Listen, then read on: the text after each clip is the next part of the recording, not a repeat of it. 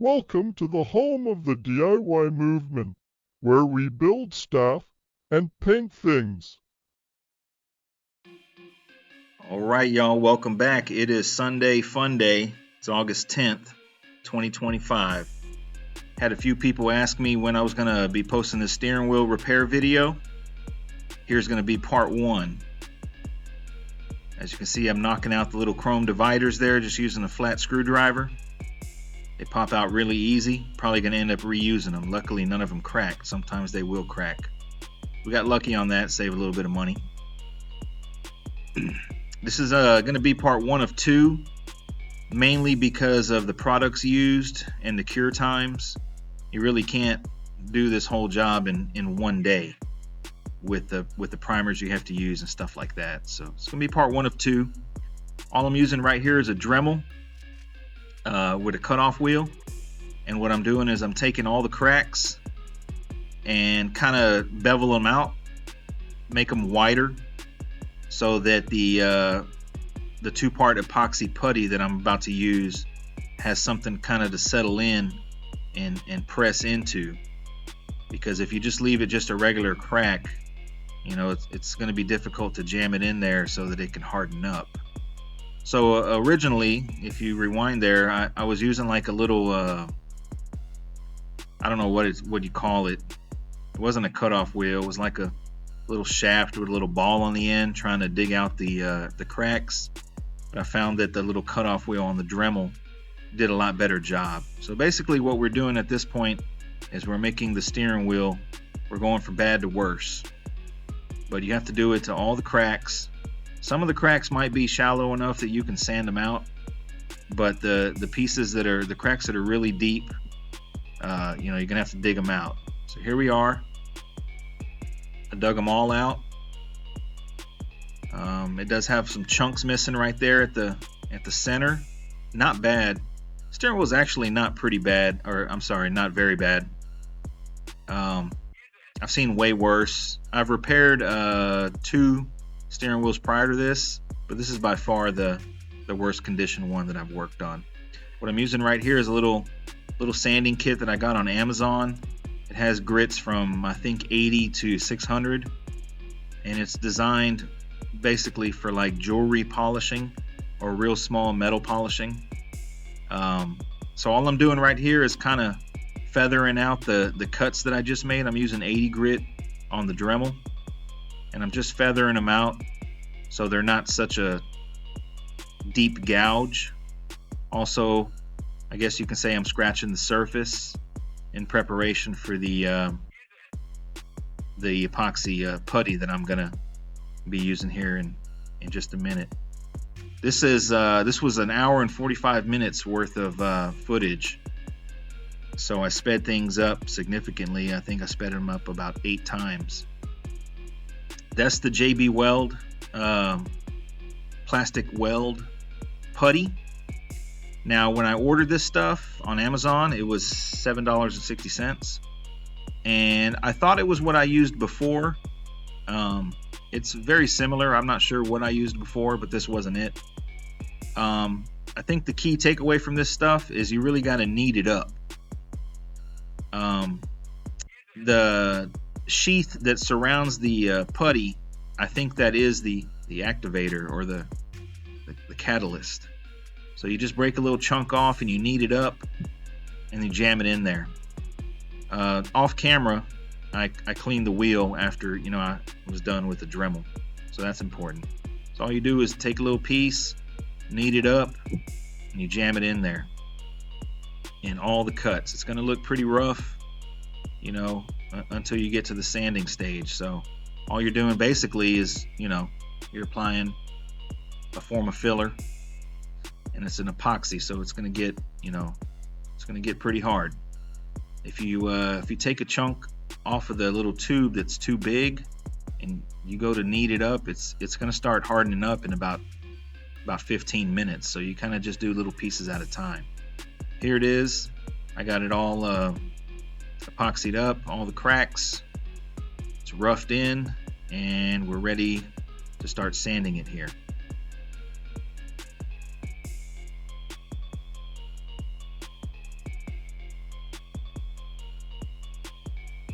As you can see, it's, you know, looking better already. It's looking better already. What I'm going to use to sand it here coming up is just some 80 grit sunmite paper, just by hand, by finger, and then I apply some U-Pole dolphin glaze in some areas that had minor imperfections. Just mix that up and kind of put it on with my finger, and then I finish that off with 180 grit. So overall, if we want to talk about saving money on the steering wheel, I don't know what a repop steering wheel costs. I would guess probably close to 300 bucks. The JB Weld tube can be bought on Amazon for under $8. The bag of U-Pole dolphin glaze is $23 a bag, and the amount that I used on that was probably about 50 cents worth, so almost free if you already have the product. Towards the end here, I'm going to be spraying SPI epoxy primer on the steering wheel for a total of 3 ounces, so that's about $3 worth of epoxy. And I sprayed it with a cheap throwaway Harbor Freight gun as an experiment, which I'll get into later in the video. That gun was about $15, and I bought it a few months ago, so I already had it. So all in on this repair so far, we're in for about $25 on fixing the steering wheel. You can apply this same process to pretty much any classic car steering wheel. All you're doing is filling in the cracks and sanding them smooth, and you're going to prime and paint it. So it's kind of tedious. I think on the first day when I did this, I think I put about 3 hours into it, and then I did a little bit earlier today. I did about an hour worth of sanding, you know, if that, and then I got it in, you know, in epoxy. So, you know, 4 or 5 hours worth of work, and, you know, about 30 minutes worth of spray time, and you can repair your steering wheel at home. It's really cheap. I would probably say that a repaired factory original steering wheel is better than a reproduction.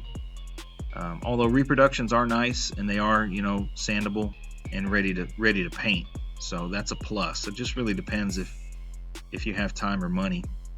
You know, rarely do you have both at the same time.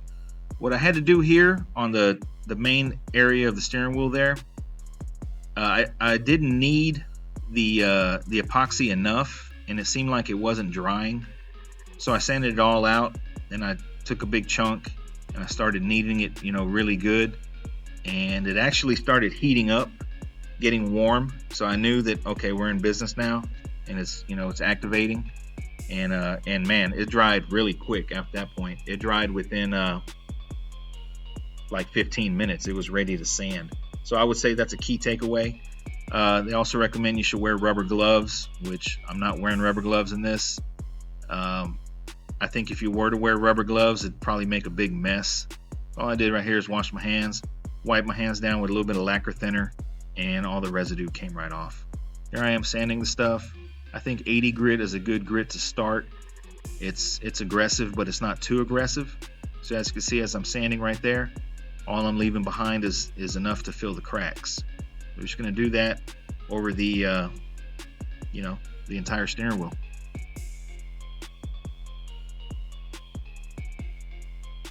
Alright, you guys just saw the dolphin glaze. All I did was mix up a real small batch there and just kind of spread it on with my finger.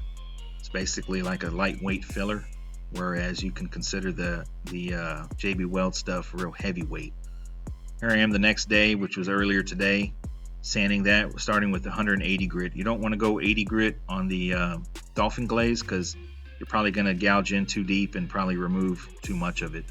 So just 180 grit sunmite, you know, just a little piece of sandpaper. You don't have to use sunmite. You can use, you know, Harbor Freight sandpaper, any sandpaper you have laying around the garage.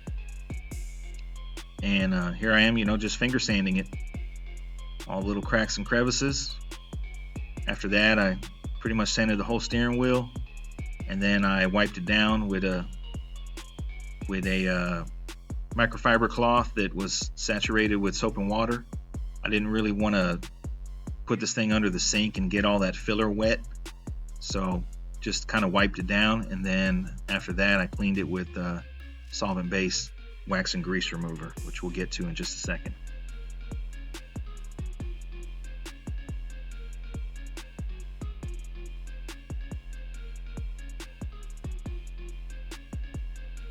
All right, here we are. I got it cleaned off with the solvent-based wax and grease remover. Got it hanging on a panel tree there. It's kind of an awkward piece to spray, but we're getting ready to spray it. Guys, if you made it this far in the video, this weekend's giveaway is going to be whoever can name what manufacturer I went with the hydraulic setup in the Blue 64 that I built on this channel when I started the first channel, the first video of this series on the channel of the Blue 64. That's going to be the giveaway. Here we are with that little purple Harbor Freight gun, and man, I mean, it was $14, but I probably wouldn't buy that thing again. Mixing up SPI epoxy, and basically I put 1 ounce of epoxy, 1 ounce of activator, and I splashed just a little bit of reducer, probably less than an ounce, to kind of thin it out, make it easier to spray in a little detail gun. So here I am spraying it. It's more like an airbrush, so it's kind of awkward. Took some getting used to, but I was able to get it done. Didn't even bother cleaning that gun. I just threw it away because I don't plan on using that thing again. But it did get the job done, and that's kind of when I wanted to demonstrate that you don't need a $300 gun to do this. You can go buy a disposable gun from Harbor Freight, use it, clean it if you want, or throw it away when you're done. So end up spraying probably 2 full coats on the steering wheel with 3 ounces of sprayable material, and I'm going to show you the finished product here in just a second.